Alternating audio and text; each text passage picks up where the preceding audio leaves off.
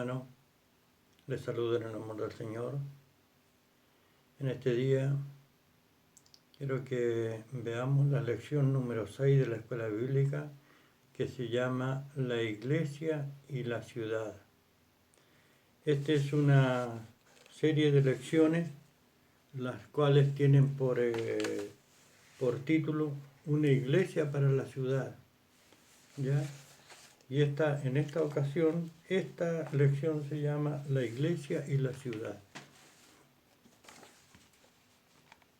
Oramos al Señor, partamos orando para que de esta manera tengamos la ayuda de nuestro Dios, que podamos entender y comprender esta lección. Oramos. Padre nuestro que estás en los cielos, muchas gracias, Señor, le doy por este día, que me da la oportunidad de poder estudiar su lección, poder pasarla también junto con nuestros hermanos, estudiarla y pedirle, Señor, de que estas enseñanzas queden impregnadas en nuestra mente, en nuestro corazón, y también podamos ponerlas en práctica, ya que también nosotros vivimos en una ciudad en la cual, Señor, también estamos expuestos a todas estas cosas. Muchas gracias, Padre, en el nombre de su Hijo amado Jesucristo. Amén y amén. El objetivo de esta lección dice reflexionar sobre los frentes ministeriales que nos ayudan a ser una iglesia para la ciudad, manteniendo el equilibrio para al mismo tiempo valorarla y afrontarla. Texto básico. Porque saliendo de ustedes, la palabra del Señor se ha escuchado no solo en Macedonia y Acaya, sino que también por todas partes la fe de ustedes en Dios se ha divulgado, de modo que nosotros no tenemos necesidad de decir nada. Eso queda en 1 de Tesalonicenses, capítulo 1 y verso 8. Introducción. El pastor Tim Keller dice que la visión bíblica de las ciudades no es ni hostil ni romántica. La ciudad tiene una doble naturaleza. Por lo tanto, la iglesia no puede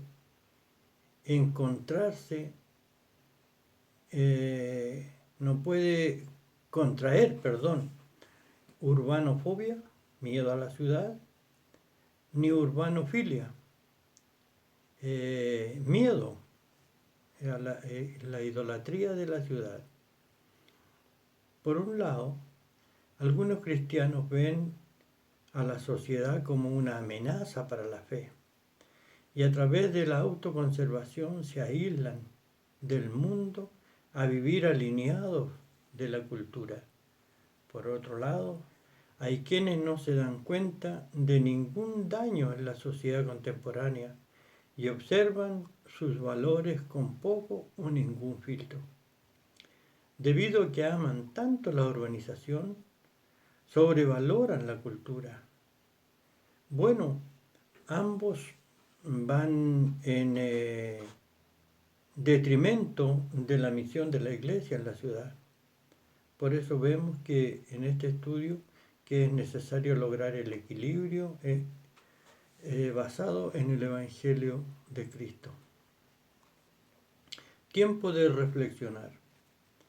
A la luz de 1 de Tesalonicenses, podemos ver que desde el punto de vista bíblico, la comunidad cristiana debe ser una iglesia para la ciudad.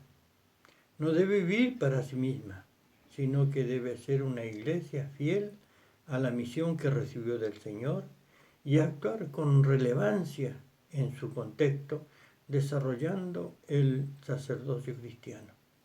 1 de Tesalonicenses capítulo 4 y verso 18, como también capítulo 5 y verso 11, capítulo 5 verso 16, capítulo 5 y verso 15. Para conectar a las personas de la iglesia y la ciudad en al menos 4 frentes ministeriales. Vamos a aprovechar de ir respondiendo a las preguntas que esta lección nos va haciendo. A medida que vamos estudiando, vamos a ir respondiéndolas de inmediato. La primera pregunta nos dice, comente la frase, la visión bíblica de la ciudad no es ni hostil ni romántica. ¿Qué podemos decir sobre la naturaleza de la ciudad? Consulte 1 de Tesalonicenses 1:9 y el ítem número 1 para responder. ¿Cómo puede la Iglesia conectar a las personas con Dios? Vamos a responder.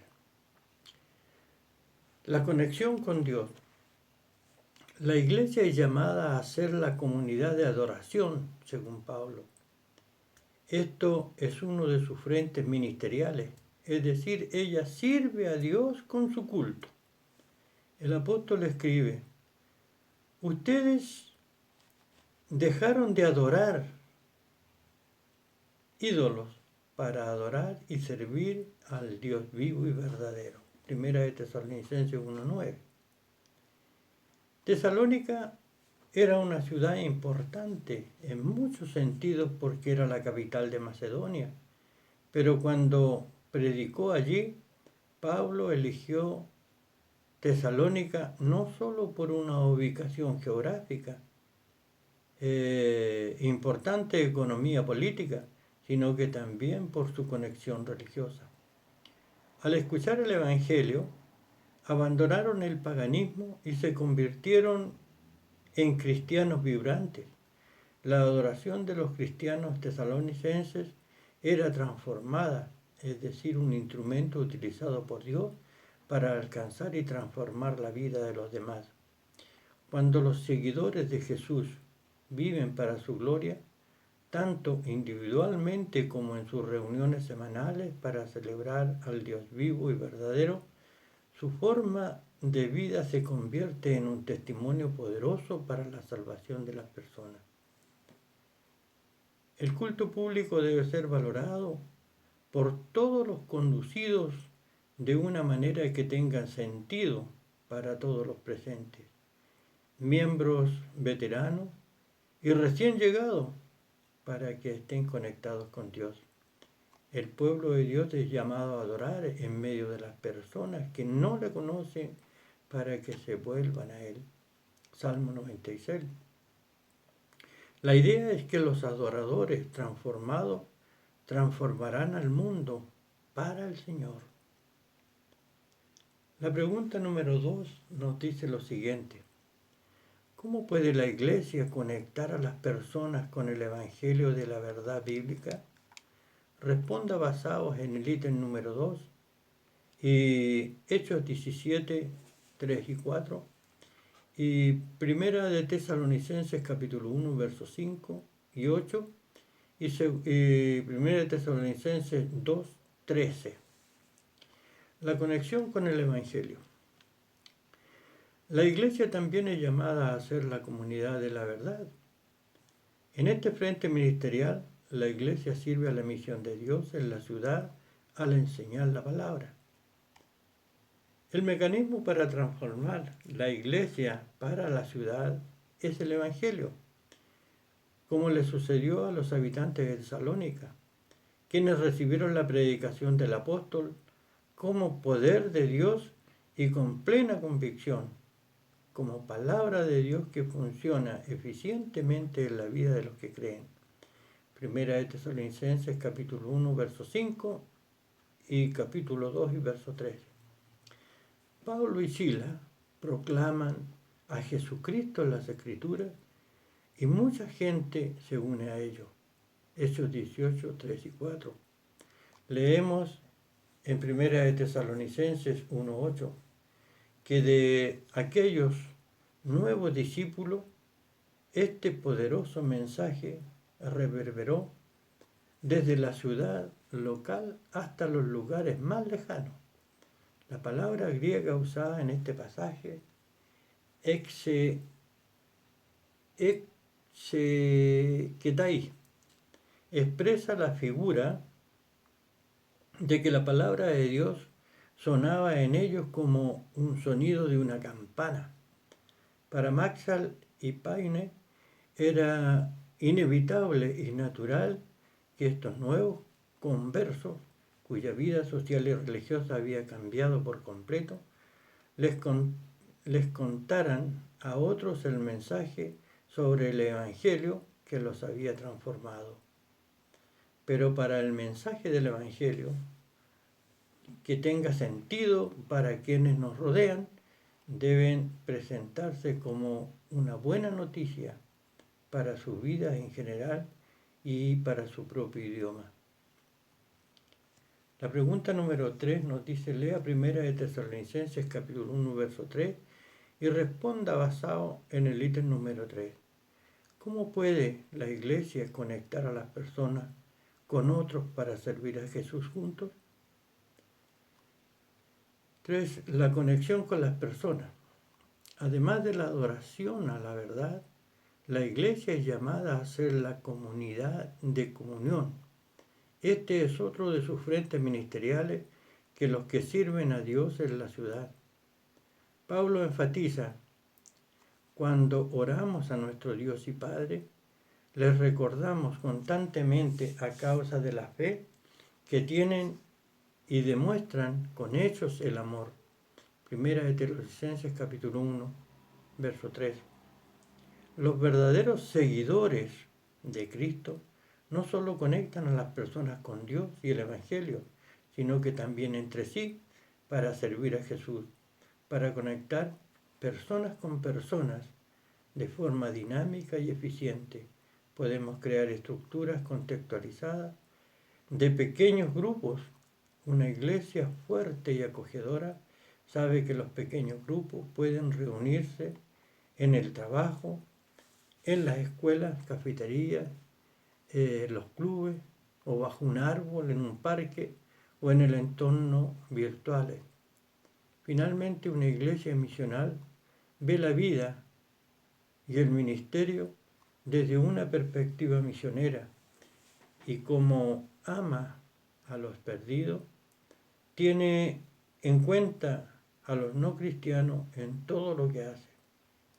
Al hacerlo frente al individualismo inherente de la sociedad urbana, la vida comunitaria puede ser una bendición para las personas, que naturalmente comenzarán a servirse unos a otros para ejercer el sacerdocio cristiano en la comunidad.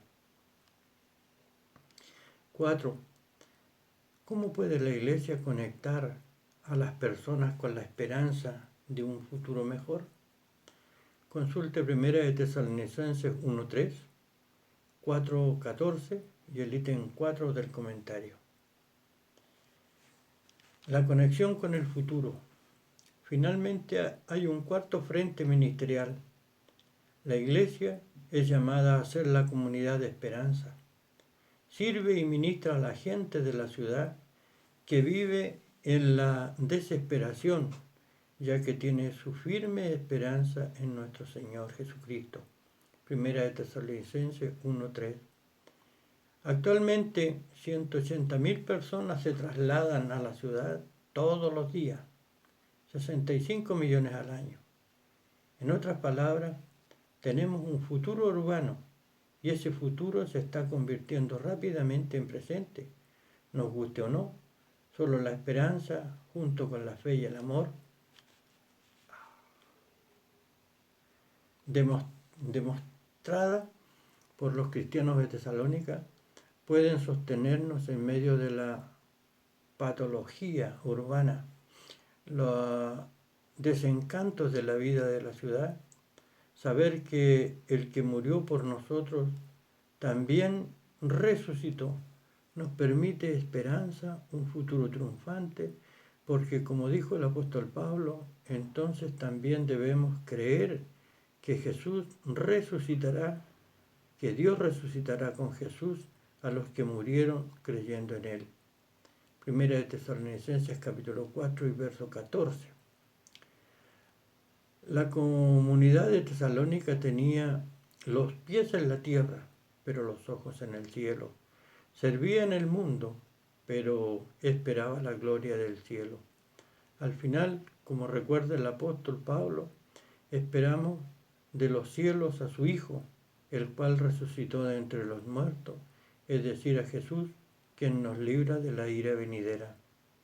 Alimentar la esperanza de un futuro mejor a través de Cristo es porque de la misión de la Iglesia de Dios aquí en la tierra hasta su glorioso regreso. Estos son los 4 frentes ministeriales de la Iglesia en su misión, es decir, servir a las personas de la ciudad, llevarlos a adorar a Dios verdadero, a un compromiso con la verdad del Evangelio y con la comunión unos entre otros, y finalmente esperanza para el futuro. Después de nuestro estudio pasamos a 2 lecciones prácticas importantes. Tiempo de actuar. Pregunta 5. Subraya los aspectos positivos, demográficos, geográficos, culturales, etc., de la ciudad donde vive y cómo Dios puede usarlo para definir el Evangelio. Somos una iglesia para la ciudad. Reconozca el potencial urbano. Aunque nuestra historia comienza en un jardín, en Génesis 2:15, termina en una ciudad, en Apocalipsis 21:22. Según Hebreos 11:10, Abraham confiaba en que algún día vería la ciudad de Dios. Había planeado y construido bases firmes. La ciudad es importante en la Biblia. Ella fue el objetivo del ministerio de Jesús y todo lo que sigue su ejemplo deberían imitarlo. El Espíritu Santo lleva a Pablo a través de las ciudades de Macedonia para difundir el Evangelio en el oeste. Como vimos en Tesalónica, en Hechos 16, nos muestra cómo Dios ama las ciudades y cuánto deberíamos amarlas también. Potencialmente, la ciudad es el lugar donde se puede llegar a más personas. Por eso, valoremos nuestra ciudad y las personas que la habitan. Ore por su ciudad para que Dios la use para promover todo lo que Él tiene en su mano. 6. ¿Qué ídolos culturales ve en la vida de las personas que viven en su ciudad? ¿Cuáles deberían ser las actitudes de la Iglesia hacia la idolatría urbana? Somos una iglesia para la ciudad. Enfrente a la idolatría urbana, si bien las ciudades tienen un gran potencial para que la palabra se difunda, tienen múltiples ídolos, es decir, cosas que ocupan el lugar de Dios en el corazón de las personas. El dinero, el éxito, el placer, la falsa religión, el sexo, etc. Que necesitan ser confrontados. Ser iglesia para la ciudad es redimir la cultura y valorarla, pero también desafiar valores contrarios a los principios cristianos presentes en la sociedad urbana. Es necesario mantener un sano equilibrio para centrar la iglesia en el equilibrio de Cristo, para que el amor a la ciudad no lo haga sobreestimar los elementos pecaminosos de la cultura. No obstante, es posible ver la imagen de Dios en la gente de las ciudades, que una vez fue borrada por el pecado. Por lo tanto, al identificar ídolos culturales en su ciudad, confróntelo a través del Evangelio de Cristo.